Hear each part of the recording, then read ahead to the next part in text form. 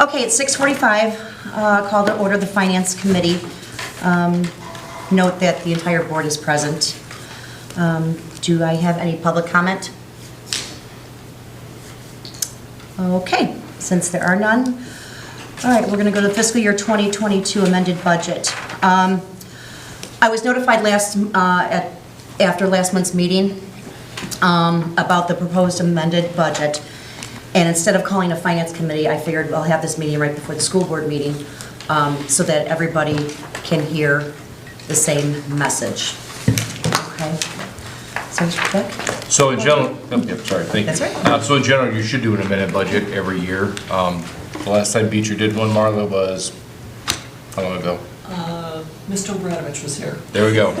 So anytime you're within 10% of what your expenditures actually are, because again, your budget, and at the end of the year, a lot of things change throughout the year, as did this year.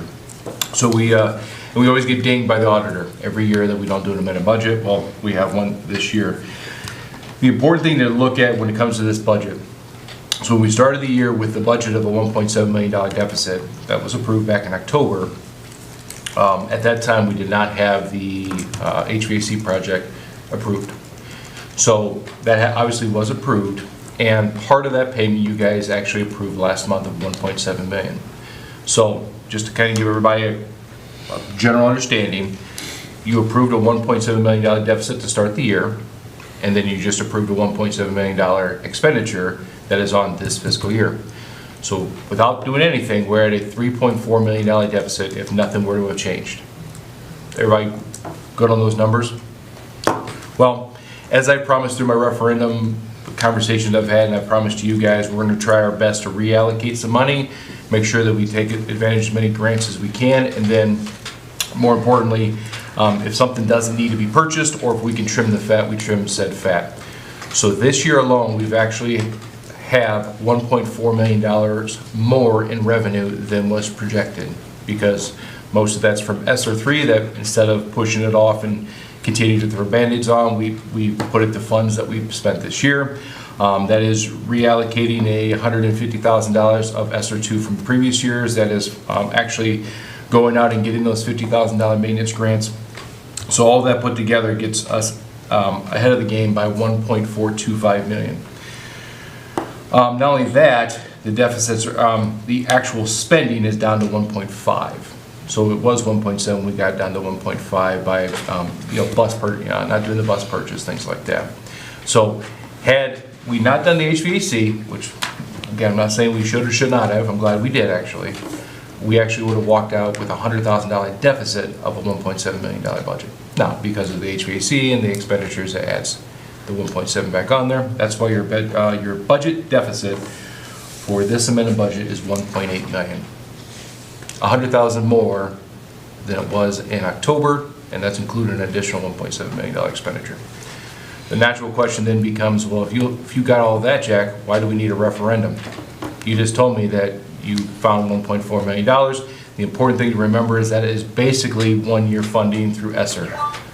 Of that 1.1 plus another, so about 1.3 of that is ESSER money. That's not, as far as I've been informed, that's not coming back next year. So inflation is still making all of our costs go up. We're still not getting as much revenue as we are in our expenditures, as much as we want to cut things. So that's why the importance of that referendum is here. With that referendum, we would actually, with this, we actually would have a little bit of a surplus, which is a good thing. So that's kind of where we're at with the budget. It is a bit of good news, if I can say so. So. Any questions? Still $2 million sitting in a 2012 account. Still $2 million sitting in a 2012 account at Midland. Well, when the treasurer gives his reports and I'll point it out. $2 million in a Midland savings account. A CD, you mean? A CD. It's been there since 2012. okay. I'm just bringing it to attention. It's been there since 2012. Is it getting like a percentage? Like, is it in a like, it's probably in a type of money market account or whatever. Well, we closed the Midland money market account, and that's what we used to pay the 1.7 out of. And then we allocated the other 300,000 into the First American. There is a CD, a certificate of deposit at Midland that matures in August, so we can't touch that until August. I have every intention of taking that and rolling it into something that has a much higher rate of return, but I can't touch a CD because you pay a penalty if I pull it out. So, Is that what you're referring to, Red? That's it, since 2012. Is it, but is it the CD? CDs are usually 10 years. Yeah. 10 to 15 years. Yeah. That would make sense, probably. Yeah. You gotta task.